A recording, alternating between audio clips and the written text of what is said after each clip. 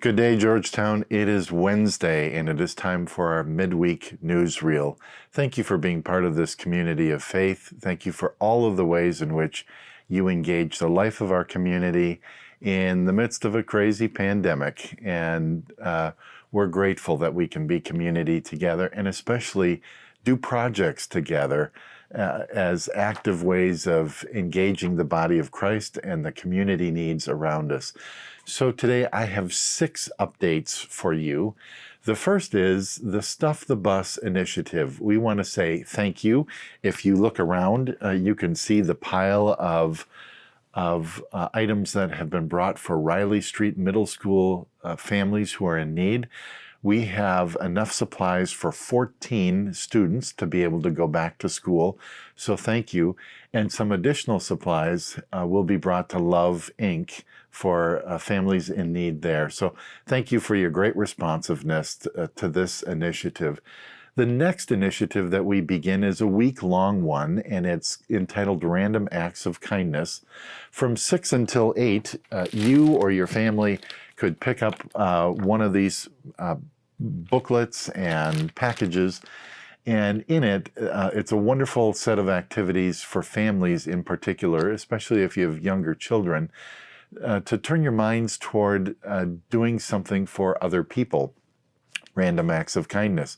The way this is set up is in a bingo board format, and if you complete 5 across or 5 diagonally of these items with your child, with your grandchild, with someone else, we want to welcome you to come back next week, Wednesday, from 6 until 8 for drive-through ice cream.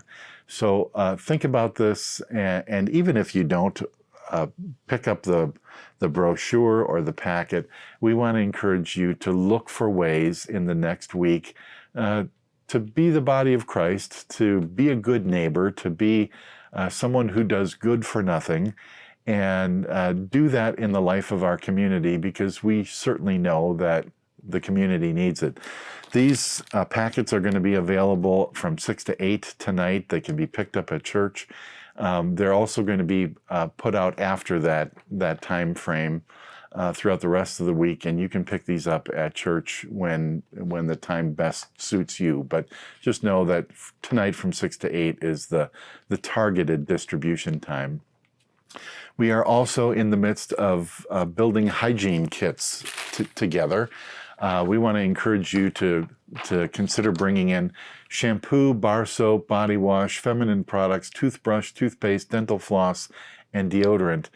The primary target for this now is our families involved in the Spark ministry. This is a ministry that we were involved with last year, and it's to local public school families who are in need. And the goal is to build more than 100 of these hygiene kits. And surplus ones we always have a place to go with those, whether those are Feeding America families or the Spark Ministry. But just know that whatever you bring in, we will put to good use, and we will make sure that they go into the right hands. So a quick review, since I haven't been numbering these off. Thank you for Stuff the Bus. Thank you for your involvement with Random Acts of Kindness. We're engaged in the hygiene kits. That's number 3. Number 4 is Feeding America. Next Tuesday night is our normal Feeding America distribution. We will send out a Sign Up Genius tomorrow, and we want to encourage you and your family to be involved in this signature ministry at Georgetown, where we give food to those people in the community in need. Mark your calendars that our first distribution in the month of September will be the first Thursday, and then we will resume the third Tuesday distribution in the month of September. Number 5 on our list is Amy Kutsier, our facilities coordinator, is working on trying to build a list of needs and tasks to be done to our hospitality house.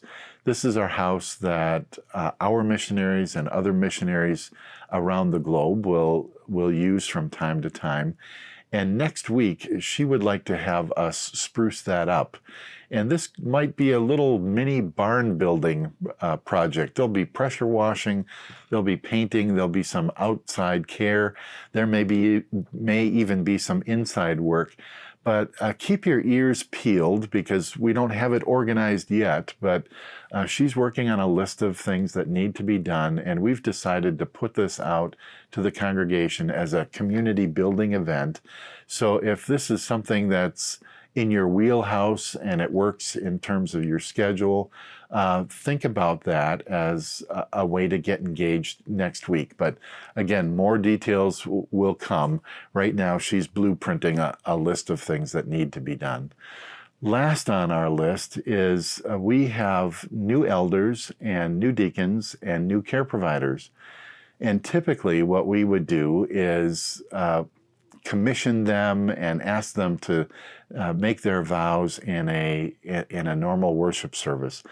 Because we're live streaming, we're not comfortable with that because people's first and last names are named, and then we had some discomfort as well with, well, what if we just put this on the end of the service and it doesn't go to the live stream, but it only goes to those who come here? Well, right now we're averaging 120 or 125 worshipers, and that leaves out 600, and we didn't feel comfortable with that. So our solution to this is we have taken video of almost all of those elders, deacons, and care providers where they're making their testimony and they're taking their vows.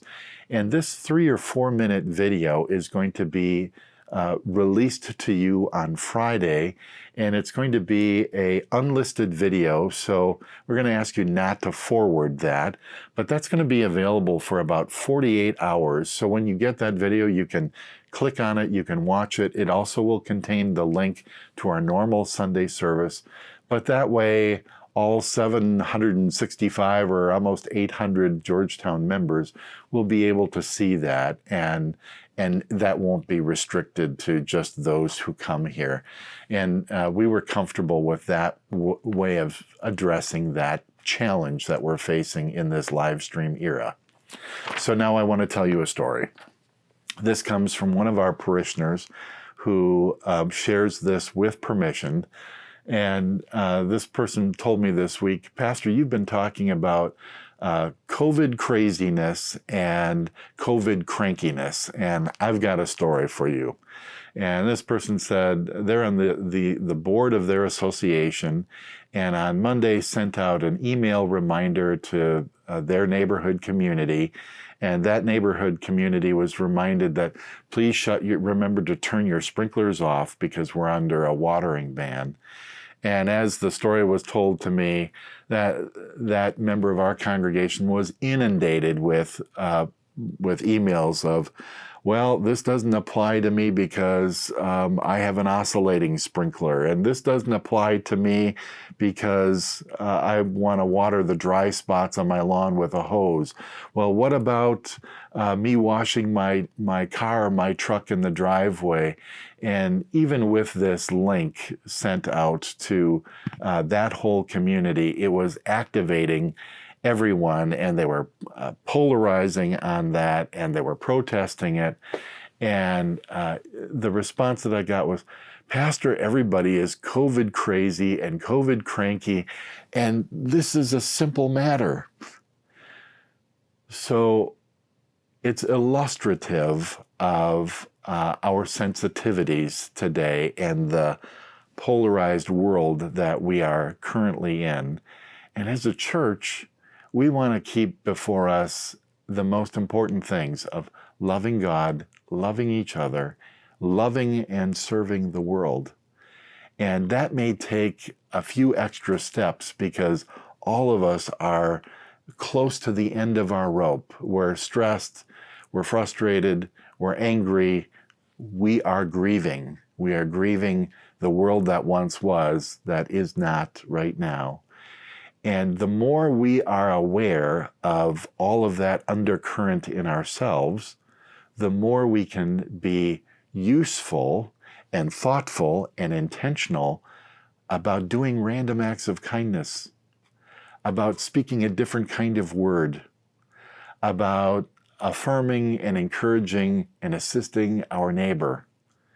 So this is our encouragement to you, to remember who you are, to remember the times that we're in, be aware and self-aware of what's going on in you, even as we try and navigate that together. And as a church staff, as a congregation, we're trying to find positive ways of engaging the church and the world together while acknowledging these are hard times, especially for the families that are anticipating and the educators that are anticipating what is school going to look like. So give yourself a break, give your family members a break, and give your neighbors a break, because we're in hard times, but we know who's on the throne.